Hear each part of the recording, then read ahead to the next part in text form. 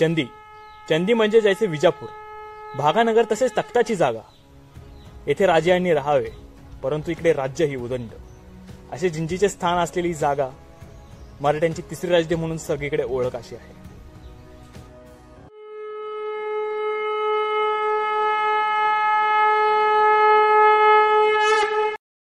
जेव्हा महाराज या किल्ल्यावरती आले, त्यांनी किल्ला बघितला, त्यांनी सर्वात पहिला रुद्राजी साळवे म्हणून जे आपले म्हणजे हिरोजी इंदलकर जे आहेत ते रायगड बांधणारे म्हणजे तिकडचे आपले काय म्हणतात इंजिनियर आपण म्हणतो त्या काळातले, तर त्यांनी तो किल्ला बांधला. तसा इकडे रुद्राजी साळवेंनी हा किल्ला पूर्ण चारी बाजूने बांधून घेतला. महाराजांनी ती सगळी तटबंदी पाडली, जी तटबंदी पहिला होती, कारण अगोदरच्या लोकांना ती सगळी माहिती होती तटबंदी कशी प्रकारे बांधलेली कशी आहे. तर मग त्यांनी सगळी तटबंदी पाडली आणि ती तटबंदी नवीन पुन्हा उभा केली, जेणेकरून बाहेरच्या लोकांना जो माहिती आहे की आत किल्ला काय आहे, तो किल्ला पूर्ण बदललेला असावा.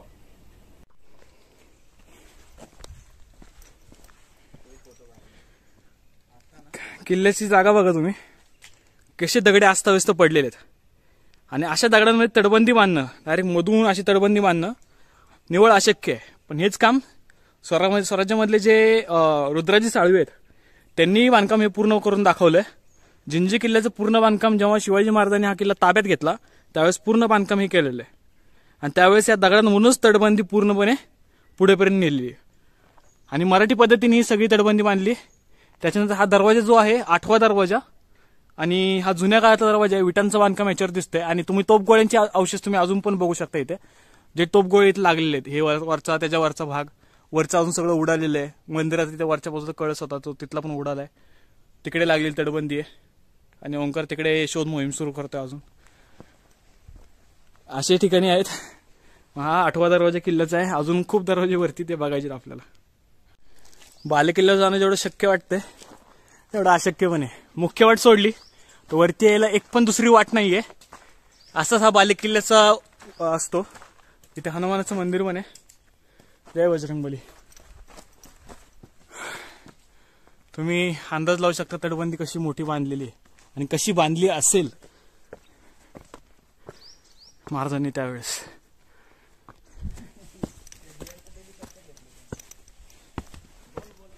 काय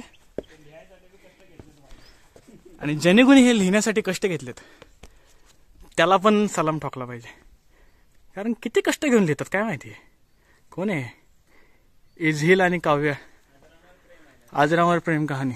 मारा तुमच्या हात. जिथं रक्त सांडलंय तिथं तुम्ही अशा गोष्टी करा. नमस्कार. आपल्याला मिळाले महाराष्ट्रामधले सगळे मित्र. खूप दिवसांनी कोणतरी महाराष्ट्रातलं भेटलंय आपल्याला इथे. आपल्या वरती तर भेटलेच होते सर, इथं भेटले होते आणि हे सगळे महाराष्ट्र कोल्हापूरचेच सगळे स्पेशली इतिहासाचा अभिमान बाळगणारे आणि महाराजांचा इतिहास अनुभवणारे, इथे येऊन त्यांचा इतिहास बघणारे हे कोल्हापूरचे आपले मित्र आहेत. हॅलो, नमस्कार मंडळी. राम राम मंडळी. या काळातल्या किल्ल्याचे पहारेकरी आणि किल्ल्याचा 9वा दरवाजा. दरवाजे संपत नाहीत. हे त्यावेळेसचा गावाकडे ज्यांनी खेळ खेळले त्यांना माहिती असेल. चल्ल 60 एवढ्या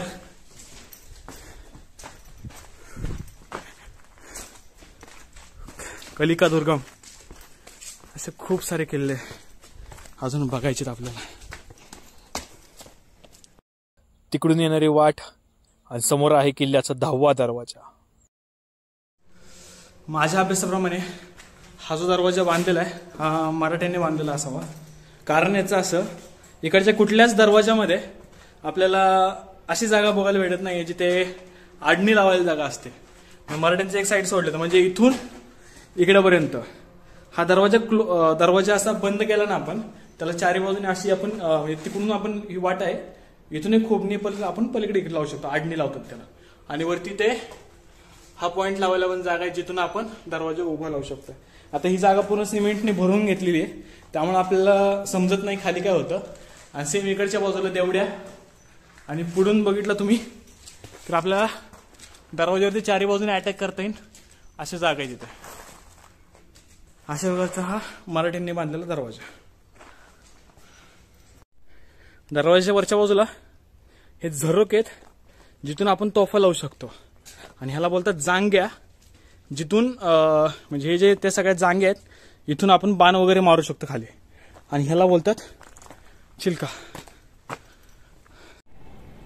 शिवाजी महाराजांनी ज्यावेळेस हा किल्ला घेतला 1677, त्या काळामध्ये किल्ल्याचा बराचसा भाग महाराजांनी पाडून टाकला. कारण याचं असं होतं की त्या काळामध्ये जे तिथल्या मुस्लिम शासकांनी जो किल्ला बांधलेला होता किंवा त्याच्या अगोदर म्हणजे 900च्या शतकामध्ये हा किल्ला बांधलेला, इसवी सन 900च्या काळामध्ये कृष्णाजी रायप्पा म्हणून जे कृष्णाजी नाईक जे होते त्यांनी हा किल्ला बांधला, किल्ल्याची तटबंदी वगैरे बांधली.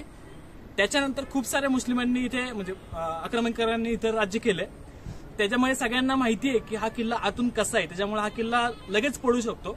म्हणून महाराज जेव्हा किल्ल्यावरती आले, म्हणजे जेव्हा किल्ला महाराजांनी हा ताब्यात घेतला, एका दिवसात घेणारा किल्ला हा महाराजांचा पहिला किल्ला असा आहे की रक्ताचा थेंब न सांडता हा किल्ला महाराजांनी ताब्यात घेतलाय. जेव्हा महाराज किल्ल्यावर आले तर किल्ल्याचं पूर्ण जे बांधकाम होतं ते महाराजांनी जे मोजकं बांधकाम सोडलं तर बऱ्यापैकी सगळं बांधकाम महाराजांनी पुन्हा बांधलंय. त्यातला मागचा एक जो तुम्हाला बुरुज दिसतोय, हा बुरुज 360 बुरुज म्हणून पण फेमस म्हणतो आपल्या महाराष्ट्रामध्ये. याचं कारण असं आहे की याच्या किल्ल्यावर या बुरुजावरती फक्त एकच तोफ असते, ती तोफ असते लांब पल्ल्याची आणि ती तोफ पूर्ण कव्हर करते. ती तो पूर्ण जो एरिया आहे जवळपास 7-8 किलोमीटरचा रेंजचा एरिया आहे. तुम्ही लांबपर्यंत बघू शकताय, जिथवर नजर जाते तिथवर तुम्हाला पर्यंत अंतर पूर्ण मोकळं दिसतंय. तिथपर्यंत हा लांब पल्ल्याची तोफ पोहोचते आणि हा एरिया पूर्ण कव्हर करते. आणि आता जो आपण पुढचा पॉईंट दाखवतो तुला, की या पॉईंटला जर तुम्ही एखाद्या किल्ल्याची तुम्हाला अनुभूती लागली तर हा किल्ला छत्रपती संभाजीनगर जे आहे महाराष्ट्रामधील त्या किल्ल्यात देवगिरी किल्ला जो आहे त्या किल्ल्याचाच अनुभव तुम्हाला मिळेल. कारण किल्ल्यावर जाण्यासाठी एकच वाट आहे आणि ती वाट तुम्हाला पुढे दाखवतो. चला. हा किल्ल्याचा 11वा दरवाजा. आणि इकडे येण्यासाठी एक आपल्याला दरी क्रॉस करावी लागते, पूर्ण खोलपर्यंत दरी तुम्ही बघू शकता इकडे आणि इकडच्या बाजूला सुद्धा. आणि आपण एका ब्रिजवरती आता उभं आहे. जेव्हा आक्रमणाच्या काळाच्या वेळेस म्हणजे जेव्हा शत्रू आक्रमण करतो त्यावेळेस हा जो मधला ब्रिज आहे हा वरती उचलून घेण्यात येतो आणि वरती उचलला शत्रूला येण्याची किल्ल्यावरती शेवटची पण जी प्रयत्न असेल तो पण असफल ठरण्यासाठी हा ब्रिजची इथे उत्पत्ती केलेली आहे, जेणेकरून कुठलाही शत्रू सहजासहजी इथं वरती येऊ शकत नाही. इतका अभेद्य प्रकारचा किल्ला हा तयार करायची काळजी त्या काळातल्या इंजिनियर्सनी घेतलेली आहे. आणि इथे तुम्ही धान्य कोठार बघू शकताय. आतमध्ये जाऊन येऊ आपण. सगळे धान्य कोठारे खालून वर असतात, इथला धान्य कोठार वरतून खाली.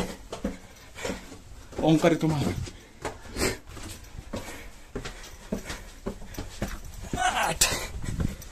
चल.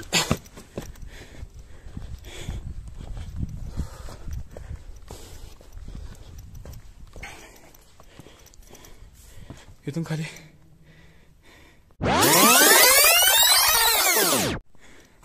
आता आमची फसगत झाली इथे.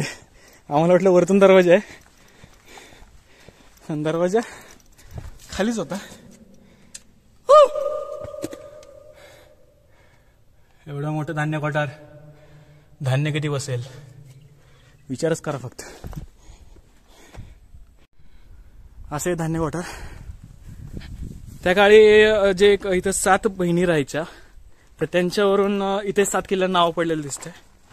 हे मुघलांची वंशज, काय उपयोग नाही. कुठे आपण 7 बहिणी होत्या. तर त्यांच्यातली जे सेंजी अम्मन हे होते यांच्यावरती एकदा अतिप्रसंग झाला. तर त्या अतिप्रसंगामुळे तर हे समजलं जातं की इथं त्यांनी इथे जीव दिला होता त्यातल्या सगळ्या 7 बहिणींनी, तर त्यांच्या आत्मा अजून पण इथे भटकतात अशी एक दंतकथा इथे सांगितली जाते. किल्ल्याचा 12वा दरवाजा. त्याला काहीतरी वेगळं भेटलेलं दिसतंय. हा पण मराठ्यांचाच दिसतोय. काय वंशज आहेत का? पाहिला वंशजांनी तर शिलालेख बनवलाय. अवघड आहे. चला.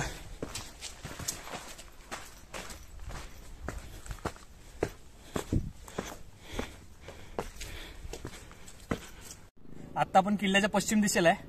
म्हणजे हे जे माझ्या मागं पूर्ण तुम्हाला जंगल दिसतंय हे जे सगळं जंगल आहे सिरुवाडीचं जंगल म्हणून म्हणतात. आणि इथेच आसपासला जेवढे तुम्हाला डोंगर दिसत आहेत याच डोंगरांवरती एकूण 7 किल्ले आहेत. त्या किल्ल्यांवरती जायच्या वाटा पूर्णपणे आता निस्तानाभूत झालेल्या आहेत. तिकडे कोणी सध्या जात पण नाहीये. पण अभ्यासकांनुसार हा किल्ला एकूण 7 किल्ल्यांमध्ये विभागला गेलेला जिंजी किल्ला म्हणतोय मी. जिंजी हा एक किल्ला नाहीये, हा किल्ला 7 किल्ल्यांचा मिळून बांधलेला आहे. आणि माझ्या मागे जिथे तुम्हाला जंगल दिसतंय याला सैतानदरी असं म्हणतात. म्हणजे मगाशी तुम्हाला सांगितलं की राजाराम महाराजांनी रसद पुरवली जायची किल्ला वेढ्या टाकल्यानंतर सुद्धा ती या जंगलातून पुरवली जायची. आता या दरीमध्ये एक चौकोनी गुहा आहे जी कृष्णप्पा नाईकांनी बांधली होती. ती गुहा म्हणजे कृष्णप्पा नाईक कोण तर विजयनगरच्या साम्राज्यापैकी एक. तर त्यांनी एक जी गुहा बांधलेली आहे ती गुहा सरळ वेल्लोरला जाते असं सांगण्यात येत आहे अभ्यासकांच्या मते. ती गुहा कुठे आहे आतापर्यंत म्हणजे बऱ्यापैकी कोणाला माहित नाहीये, पण ती इथं आहे कुठेतरी जंगलामध्ये. म्हणजे कसं माहिती का, ही सैनिकांची राहायची जागा. हा बोल बोल. आणि ही ट्रेजरी म्हणतात म्हणजे टंकसाळ, म्हणजे जिथं नाणी पाडली जायची अशी जागा ही आहे.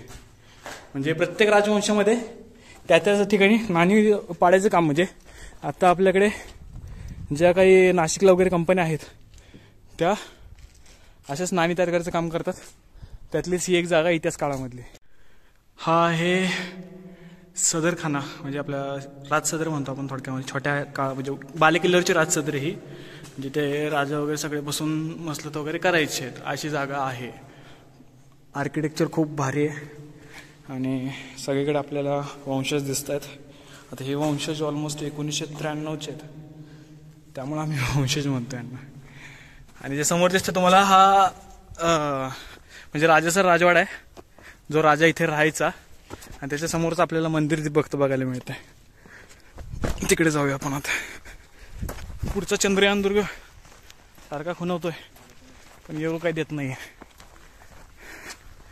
हे स्वामी रंगनाथा टेम्पल म्हणजे स्वामी रंगनाथा जागा आहे. आणि पुढे आपल्याला एक हे पण आहे, काय बोलतात, तोफ लावायची जागा पण आहे, ती पण दिसेल तुम्हाला. आता हा एक पॉइंट आहे, तर इथेच सांगतो तुम्हाला समोरच. 2 मिनिटं फक्त. इथे मंडपामधली तोफ आहे. म्हणजे अभ्यासकांच्या मते जवळपास एक किल्ल्यावरती 500पेक्षा जास्त तोफ आहे, त्यातली ही एक तोफ. आणि ही तोफ जवळपास 11 फूट लांब आहे. पंचधातूंची बनलेली तोफ आहे पूर्ण. आणि या तोफीचा लांबीचा पल्ला जवळपास 11 किलोमीटरपेक्षा जास्त असतो. जी तोफ ही पूर्वेकडे तोंड करून आहे, म्हणजे चंद्रयान दुर्गावरती ही तोफ लावून ठेवलेली आहे स्पेशली, म्हणजे तिकडे तोंड करून. आणि ही मंडपामध्येच आहे, पहिल्यापासून सांगितलं जातं. आता नाही माहिती. आताच आपल्याला एक महाराष्ट्रातून आपले जिवलग म्हणजे मित्र, त्यांचं वय खूप जास्त आहे, अनुभवानी पण जास्त आहेत ते, तरी सुद्धा आपल्याला ते हेमंत कुमार पाटील म्हणून आहेत. ते नाशिकचे आहेत आणि आता रिटायर्ड आहेत. तरी सुद्धा एकटे असेल तरी सुद्धा महाराष्ट्रातून इथपर्यंत येऊन जिंजी किल्ला आणि त्या किल्ल्याचा इतिहास, महाराजांचं काहीतरी तिथं अस्तित्व होतं आणि आहे, टिकून आहे, या किल्ल्याचं महत्व ते जाणून घेण्यासाठी इथपर्यंत ते आज आलेत. मी तुम्हाला एक शॉर्ट मध्ये महाराजांचा इतिहास इथला सांगतो. ज्यावेळेस महाराज दक्षिण दिग्विजयाला निघाले होते 1672च्या आसपास, महाराज जेव्हा दक्षिण दिग्विजयाला निघाले ते भागानगरवरून खाली आले होते. मद्रासला त्यांची छावणी पडली होती, सगळे जिंकून येत. त्यांना तिथून खालचा प्रदेश जिंकत जायचा होता पूर्ण. आणि तो प्रदेश म्हणजे जवळपास इकडचा होता, म्हणजे मद्रासचा जो मद्रास म्हणजे आताचं चेन्नई, तिथं छावणी पडली होती त्यांची. छावणी म्हणजे की जवळपास त्यांनी 70,000पेक्षा जास्त घोडे, 21,000पेक्षा जास्त पायदळ वगैरे सगळ्या गोष्टी इथपर्यंत आणल्या होत्या त्यांनी. आणि एवढं मोठं सैन्य हे कुतुबशहा मधून, म्हणजे जेव्हा विजापूर त्यांनी जिंकलं आणि विजापूरला त्यांनी सांगितलं तुम्हाला आम्ही काही करणार नाही, त्यांच्यासोबत तह झाला. आणि त्या तहामध्ये त्यांनी सांगितलं की कुतुबशहाला तुम्ही आम्हाला तुमचं सैन्य द्या त्या बदल्यामध्ये, तुम्हाला काहीच करणार नाही. मग ते त्यांच्यासोबतचं सैन्य घेऊन खालीपर्यंत मद्रासच्या छावणीपर्यंत आले होते. तर त्याच्यानंतर जो हा प्रदेश जो आहे, हा जिंजी या किल्ल्यामध्ये म्हणजे ह्याच्या विजापूरच्या मुघल होते त्यांचे 2 भाग पडले, एक पठाणी मुसलमान आणि एक दक्षिण मुसलमान, असे 2 भाग पडले. त्यातले जे पठाणी मुसलमान होते त्यांच्याकडे हा किल्ला होता आणि दक्षिण मुसलमानाकडे हा किल्ला जाऊ नये म्हणून इथले जे बाकीचे सरदार होते त्यांनी महाराजांसोबत तहाची बोलणी केली. त्यांनी महाराजांकडे एक दूत पाठवला आणि दूतानुसार त्यांनी सांगितलं की तिकडून म्हणजे तुम्ही आम्हाला मदत करा हा किल्ला त्यांच्याकडे जाण्यापासून, मग तुम्हाला आम्ही म्हणजे कुतुबशहाला, महाराजांना नाही ऍक्च्युली कुतुबशहाला द्यायचं ठरलं होतं, पण कुतुबशहाची आणि निजामशहाची अगोदरपासूनची भांडणं होती आणि हा निजामशहाच्या ह्याच्यामध्ये असल्यामुळे तो प्रॉब्लेम असा झाला की त्यांनी नाही म्हणले आणि तुम्ही महाराजांना सांगितलं की तुम्ही काबीज करा आणि थोडे दिवस ठेवून नंतर आम्हाला द्या म्हणून असं ठरलं. पण मद्रासवरून निघाले तसे आणि ते सरळ पुढे हिच्या वेल्लोरच्या किल्ल्याकडे गेले आणि उरलेली तुकडी एका आपल्या सरदारांसोबत इकडे पाठवली किल्ला जिंकण्यासाठी. मग त्यांनी जेव्हा किल्ल्याला फक्त वेढा टाकायचं ठरलं होतं, म्हणजे तहाच्या बोलण्यानुसार, मी ते कोणाला सांगितलं नाही की हे तह असं झालेलं आहे म्हणून, हे फक्त लुटूपुटीची लढाई दाखवायची, म्हणजे एक लढाई केली म्हणून आणि आम्ही किल्ला जिंकला असं सांगायचं. यासाठीच त्यांनी म्हणजे सगळी बोलणी झाली होती किल्लेदारासोबतची. मग महाराज तिथून वेल्लोरच्या किल्ल्याला गेले. वेल्लोरच्या किल्ल्याला वेढा पडलेलाच होता जवळपास 6 महिने. म्हणजे जेव्हा महाराज दक्षिण दिग्विजय मोहिमेसाठी आले होते तर त्यावेळेसचा सगळ्यात मोठा जो प्रतिकार झाला महाराजांना तो झाला वेल्लोरच्या किल्ल्याला. फक्त वेल्लोरचा किल्ला जरी असा खाली म्हणजे काय म्हणतात एक भुईकोट किल्ला जरी असेल, चारी बाजूने त्यांना खंदक वगैरे, पण जरी भुईकोट किल्ला असेल तरी त्याच्या चारी बाजूने महाराजांनी वेढा टाकला होता. 6 थोडक्यात इतिहास इथला आहे.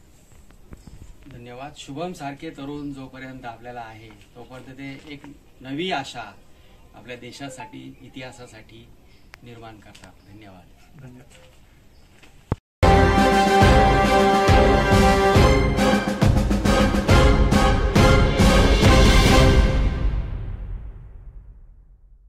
आणि जी छत्रपती राजाराम महाराज आणि त्यांची पत्नी ताराबाई म्हणजे छत्रपती हा एक वाडा असू शकतोय असं मला वाटतं.